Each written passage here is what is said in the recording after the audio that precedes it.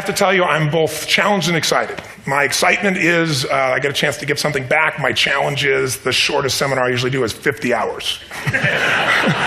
And I'm not exaggerating. I do weekends, and what I do more than that, obviously, coach people, but I'm into immersion. Because how'd you learn language? You didn't learn it by just learning principles. You got in it, and you did it so often that it became real. And the bottom line of why I'm here, besides being a crazy mofo, is that I'm really in a position, I'm not here to motivate you, obviously. You don't need that. And a lot of times, that's what people think I do, and it's the furthest thing from it.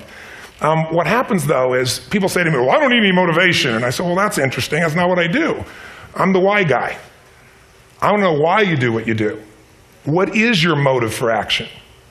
What is it that drives you in your life today, not 10 years ago, or are you running the same pattern? Because I believe that the invisible force of internal drive activated is the most important thing in the world. I'm here because I believe emotion is the force of life. All of us here have great minds. You know, most of us here have great minds, right? I don't know if I'm in the category, but we all know how to think. And with our minds, we can rationalize anything. We can make anything happen. We can, I agree with what was described a few days ago about this idea that people work in their self-interest. But we all know that that's bullshit at times. You don't work in your self-interest all the time. Because when emotion comes into it, the wiring changes in the way it functions. And so it's wonderful for us to think intellectually about how the life of the world is, and especially those who are very smart. We can play this game in our head, but I really want to know what's driving you. And what I'd like to maybe invite you to do by the end of this talk is explore where you are today for two reasons. One, so that you can contribute more. And two, so that hopefully we can not just understand other people more, but maybe appreciate them more and create the kinds of connections that can stop some of the challenges that we face in our society today. They're only going to get magnified by the very technology that's connecting us, because it's making us intersect. And that intersection doesn't always create the view of everybody now understands everybody and everybody appreciates everybody. So I've had an obsession basically for 30 years. And that obsession has been what makes the difference in the quality of people's lives? What makes a difference in their performance? Because that's what I got hired to do. I got to produce the result now. That's what I've done for 30 years. I get the phone call when the athlete is burning down on national television and they were ahead by 5 strokes and now they can't get back on the course. And I got to do something right now to get the result or nothing matters. I get the phone call when the child is going to commit suicide, and I got to do something right now. And in 29 years, I'm very grateful to tell you I've never lost one in 29 years. It doesn't mean I won't someday, but I haven't done it. And the reason is an understanding of these human needs that I want to talk to you about.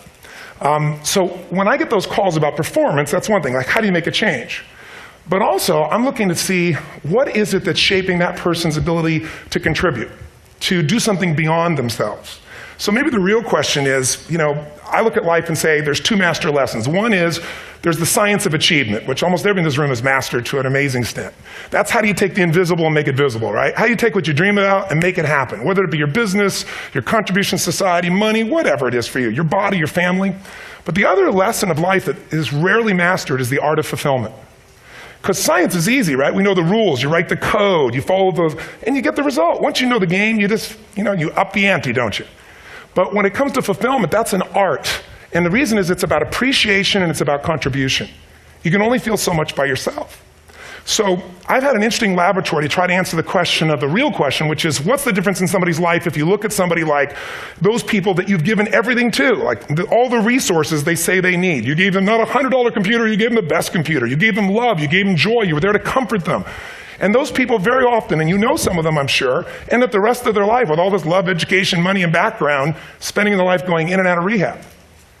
And then you meet people that have been through ultimate pain, psychologically, sexually, spiritually, emotionally abused, and not always, but often they become some of the people that contribute the most to society. So the question we got to ask ourselves really is, what is it? What is it that shapes us? And we live in a therapy culture. Most of us don't do that, but the culture is a therapy culture. And what I mean by that is the mindset that we are our past. And everybody in this room, you wouldn't be in this room if you bought that theory, but most of society thinks biography is destiny. The past equals the future. And of course it does if you live there. But what people in this room know, and what we have to remind ourselves though, because you can know something intellectually. You can know what to do and then not use it, not apply it. So really what we got to remind ourselves is decision is the ultimate power. That's what it really is. Now, when you ask people, have you failed to achieve something? How many have ever failed to achieve something significant in your life? Say, I. Thanks for the interaction on a high level there. But if you ask people, why didn't you achieve something? Somebody who's working for you, or a partner, or even yourself, and you failed to achieve a goal, what's the reason people say they failed to achieve? What do they tell you? didn't know enough, didn't have the knowledge, didn't have the money, didn't have the time, didn't have the technology. I didn't have the right manager. Didn't have the Supreme Court.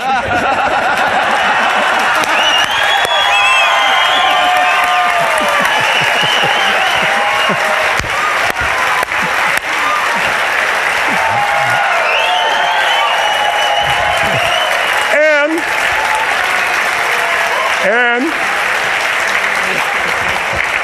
what do all those, including the Supreme Court, have in common? They are a claim to you missing resources. And they may be accurate. You may not have the money. You may not have the Supreme Court. But that is not the defining factor.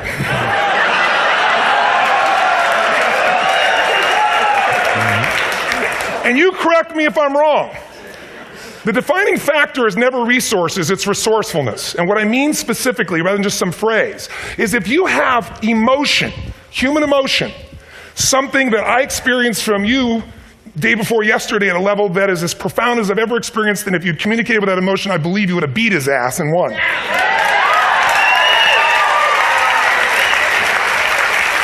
But how easy for me to tell him what he should do. Idiot, Robbins. But I know when we watched the debate at that time, there were emotions that blocked people's ability to get this man's intellect and capacity and the way they came across to some people in that day. Because I know people that wanted to vote in your direction and didn't, and I was upset. But there was emotion that was there. How many know what I'm talking about here? Say I. So emotion is it, and if we get the right emotion, we can get ourselves to do anything. We can get through it. If you're creative enough, playful enough, fun enough, can you get through to anybody, yes or no? Yes. If you don't have the money, but you're creative and determined enough, you find the way. So this is the ultimate resource, but this is not the story that people tell us, right? The story people tell us is a bunch of different stories. They tell us we don't have the resources, but ultimately, if you take a look here, flip it up if you would. They say, what are all the reasons they have in common? We said that. Next one, please. He's broken my pattern, that son of a bitch. But I appreciated the energy, I'll tell you that. What determines your resources? We've said decisions shape destiny, which is my focus here. If decisions shape destiny, what determines it is 3 decisions. What are you going to focus on? Right now, you have to decide what you're going to focus on. In this second, consciously or unconsciously, the minute you decide to focus on something, you've got to give it a meaning. And whatever that meaning is produces emotion. Is this the end or the beginning? Is God punishing me or rewarding me, or is this the roll of the dice? And emotion then creates what we're going to do, or the action. So think about your own life, the decisions that have shaped your destiny. And that sounds really heavy, but in the last 5 or 10 years, 15 years, haven't there been some decisions you've made that if you made a different decision, your life would be completely different?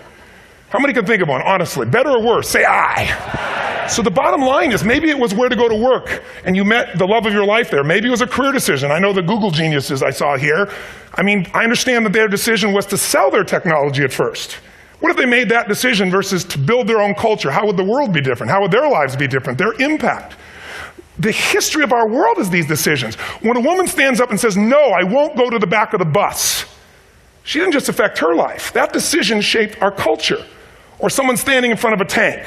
Or being in a position like Lance Armstrong and someone says to you, you've got testicular cancer. That's pretty tough for any male, especially if you ride a bike. Right? You got it in your brain, you got it in your lungs. But what was his decision of what to focus on? Different than most people. What did it mean? It wasn't the end, it was the beginning. What am I going to do? He goes off and wins 7 championships he never won once before the cancer because he got emotional fitness, psychological strength. That's the difference in human beings that I've seen of the 3 million I've been around. Because that's what my lab. I've had 3 million people from 80 different countries that I've had a chance to interact with over the last 29 years. And after a while, patterns become obvious. You see that South America and Africa maybe connect in a certain way, right? Other people say, oh, that sounds ridiculous. It's simple. So what shaped Lance? What shapes you? 2 invisible forces. Very quickly. 1, state. We all have had times. Have you had a time you did something and after you did it, you thought to yourself, I can't believe I said that. I can't believe I did that. That was so stupid. Who's been there? Say aye. Have you ever done something after you do it? You go, that was me. Right? It wasn't your ability, it was your state. Your model of the world is what shapes you long term. Your model of the world is the filter. That's what's shaping us. That's what makes people make decisions. When we want to influence somebody, we got to know what already influences them. And it's made up of 3 parts, I believe. First, what's your target? What are you after? Which I believe it's not your desires. You can get your desires to goals. How many ever got a goal or desire and thought, is this all there is? How many been there? Say aye. So it's needs we have. I believe there are 6 human needs. Second, once you know what the target that's driving you is and you uncover it for the truth, you don't form it, you uncover it. Then you find out what's your map. What's the belief systems that are telling you how to get those needs? Some people think the way to get those needs is destroy the world. Some people is to build something, create something, love someone. And then there's the fuel you pick. So very quickly, 6 needs. Let me tell you what they are. First one, certainty. Now these are not goals or desires. These are universal. Everyone needs certainty that they can avoid pain and at least be comfortable. Now how do you get it? Control everybody, develop a skill, give up, smoke a cigarette. And if you got totally certain, ironically, even though we all need that, like you're not certain about your health or your children or money, you don't think about much more. You're not sure the ceiling's going to hold up. You're going to listen to any speaker. But while we go for certainty differently, if we get total certainty, we get what? What do you feel if you're certain? You know what's going to happen, when it's going to happen, how it's going to happen. What would you feel? Bored out of your mind. So God, in her infinite wisdom, gave us a second human need, which is uncertainty. We need variety. We need surprise. How many of you here love surprises? Say aye. Bullshit. You like the surprises you want. The ones you don't want, you call problems, but you need them. So variety is important. Have you ever rented a video or a film that you've already seen? Who's done this? Get a fucking life. Right? Why are you doing it? You're certain it's good because you read it before, saw it before, but you're hoping it's been long enough you've forgotten enough there's variety. Third human need, critical, significance. We all need to feel important, special, unique. You can get it by making more money. You can do it by being more spiritual. You can do it by getting yourself in a situation where you put more tattoos and earrings in places humans don't want to know. Whatever it takes. The fastest way to do this, if you have no background, no culture, and no belief in resources or resourcefulness, is violence. If I put a gun to your head and I live in the hood, instantly I'm significant. 0 to 10, how high? 10. How certain am I you're going to respond to me? 10. How much uncertainty? Who knows what's going to happen next? Kind of exciting. Like climbing up into a cave and doing that stuff all the way down there. Total variety and uncertainty. And it's significant, isn't it? So you're willing to risk your life for it. So that's why violence has always been around and will be around unless we have a consciousness change as a species. Now you can get significance a million ways, but to be significant, you got to be unique and different. Here's what we really need. Connection and love, fourth need. We all want it. Most people settle for connection because love's too scary. Don't want to get hurt. Who here has ever been hurt in an intimate relationship? Say aye. If you don't raise your hand, you'll have about other shit too. Come on. And you're going to get hurt again. Aren't you glad you came to this positive visit? But here's what's true. We need it. We can do it through intimacy, through friendship, through prayer, through walking in nature. If nothing else works for you, get a dog. Don't get a cat, get a dog. Because if you leave for 2 minutes, it's like you've been gone for 6 months when you show back up again 5 minutes later, right? Now, these first 4 needs, every human finds a way to meet. Even if you lie to yourself, even if you have split personalities. But the last 2 needs, the first 4 needs are called the needs of the personality, is what I call it. The last 2 are the needs of the spirit. And this is where fulfillment comes. You won't get fulfillment from the first 4. You'll figure a way, smoke, drink, do whatever, meet the first 4. But the last 2, number 5, you must grow. We all know the answer here. If you don't grow, you what? If a relationship's not growing, if a business is not growing, if you're not growing, it doesn't matter how much money you have, how many friends you have, how many people love you, you feel like hell. And the reason we grow, I believe, is so we have something to give of value. Because the 6th need is to contribute beyond ourselves. Because we all know, corny as it sounds, the secret of living is giving. We all know life's not about me, it's about we. This culture knows that. This room knows that. And it's exciting. When you see Nicholas up here talking about his $100 computer, the most passionate, exciting thing is here's a genius, but he's got a calling now. You can feel the difference in him. And it's beautiful. And that calling can touch other people. In my own life, my life was touched because when I was 11 years old, Thanksgiving, no money, no food, and we're not going to starve, but my father was totally messed up. My mom was letting him know how bad he messed up. And somebody came to the door and delivered food. My father made 3 decisions. I know what they were briefly. His focus was, this is charity. What does it mean? I'm worthless. What do I got to do? Leave my family, which he did. The time, one of the most painful experiences of life. My 3 decisions gave me a different path. I said, focus on, there's food, what a concept. You know? Second, but this is what changed my life. This is what shaped me as a human being. Somebody's gift. I don't even know who it is. I thought, my father always said, no one gives a shit. And all of a sudden, somebody I don't know, they're not asking for it, this is giving our family food, looking out for us. It made me believe this. What does it mean? That strangers care. And what that made me decide is, strangers care about me and my family, I care about them. What am I going to do? I'm going to do something to make a difference. So when I was 17, I went out one day on Thanksgiving. It was my target for years, have enough money to feed 2 families. Most fun thing I ever did in my life, most moving. Then next year I did 4, and I didn't tell anybody what I was doing. Next year, 8. I wasn't doing it for brownie points, but after 8, I thought, shit, I could use some help. So sure enough, I went out, and what did I do? I got my friends involved, and I grew companies, and then I got 11 companies, and I built a foundation. Now, 18 years later, I'm proud to tell you, last year we fed 2 million people in 35 countries through our foundation, all during the holidays, Thanksgiving, Christmas, in all the different countries around the world. It's been fantastic. Thank you. So I don't tell you that to brag. I tell you because I'm proud of human beings because they get excited to contribute once they've had the chance to experience it, not talk about it. So finally, I'm about out of time, the target that shapes you, here's what's different about people. We have the same needs, but are you a certainty freak? Is that what you value most, or uncertainty? This man here couldn't be a certainty freak if he climbed through those caves. Are you driven by significance or love? We all need all 6, but whatever your lead system is tilts you in a different direction. And as you move in a direction, you have a destination or destiny. The second piece is the map. Think of that as the operating system tells you how to get there. And some people's map is, I'm going to save lives even if I die for other people. And they're a fireman. Somebody else says, I'm going to kill people to do it. They're trying to meet the same needs of significance, right? They want to honor God or honor their family, but they have a different map. And there are 7 different beliefs. I can't go through them because I'm done. The last piece is emotion. I say one of the parts of the map is like time. Some people's idea of a long time is 100 years. Somebody else says is 3 seconds, which is what I have. And the last one I've already mentioned that felt you. If you got a target and you got a map, and let's say, I can't use Google because I love Macs, and they haven't made it good for Macs yet. So if you use MapQuest, how many have made this fatal mistake of using MapQuest at some time? You use this thing and you don't get there. Well, imagine if your beliefs guarantee you can never get to where you want to go. The last thing is emotion. Now, here's what I'll tell you about emotion. There are 6,000 emotions that we all have words for in the English language, which is just a linguistic representation, right? It changes by language. But if your dominant emotions, I have more time, I have 20,000 people or 1,000, and I have them write down all the emotions that they experience in an average week. And I give them as long as they need. And on one side, they write empowering emotions, the other is disempowering. Guess how many emotions people experience? Less than 12. And half of those make them feel like shit. So they got 5 or 6 good frickin' feelings, right? It's like they feel happy, happy, excited, oh shit, frustrated, overwhelmed, depressed. How many of you know somebody who no matter what happens finds a way to get pissed off? How many know somebody like this? Or no matter what happens, they find a way to be happy or excited. How many know somebody like this? Come on. When 9/11 happened, and I'll finish with this, I was in Hawaii.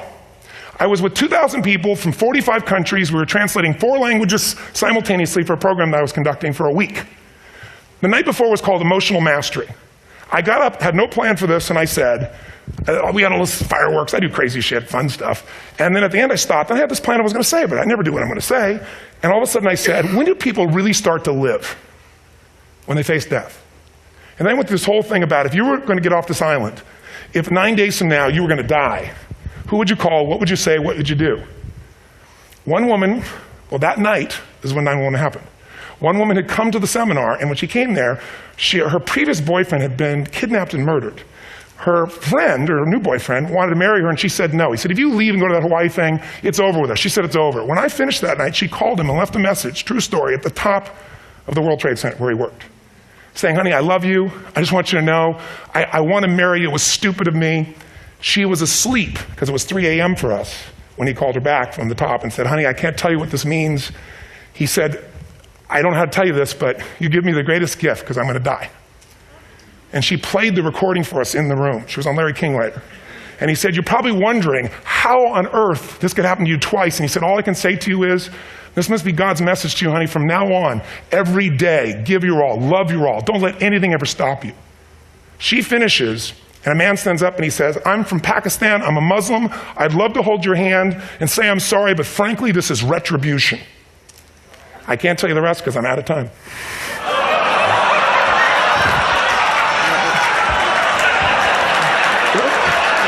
Are you sure? Finish the story. 10 seconds. 10 seconds. No, I want to be respectful. 10 seconds. All I can tell you is I brought this man on stage with a man from New York who worked in the World Trade Center, because I had about 200 New Yorkers there. More than 50 lost their entire companies, their friends, marking off their Palm Pilots. One financial trader, this woman made of steel, bawling. 30 friends crossing off that all died. And what I did to people is said, what are we going to focus on? What does this mean, and what are we going to do? And I took the group and got people to focus on, if you didn't lose somebody today, your focus is going to be how to serve somebody else. There are people, one woman got him, she was so angry and screaming and yelling. And she wasn't from New York, she's not an American, she doesn't know anybody here. I said, you always get angry. She said, yes. Guilty people got guilty, sad people got sad. And I took these two men and did what I call an indirect negotiation. Jewish man with family in the occupied territory, some New York who would have died if he was at work that day, and this man who wanted to be a terrorist, and made it very clear. And the integration that happened is on a film, which I'll be happy to send you, so you can really see what actually happened instead of my verbalization of it. But the two of them not only came together and changed their beliefs and models of the world, but they worked together to bring, for almost 4 years now, to various mosques and synagogues, the idea of how to create peace. And he wrote a book, which is called My Jihad, My Way of Peace. So transformation can happen. So my invitation to you is this. Explore your web, the web in here. The needs, the beliefs, the emotions that are controlling you.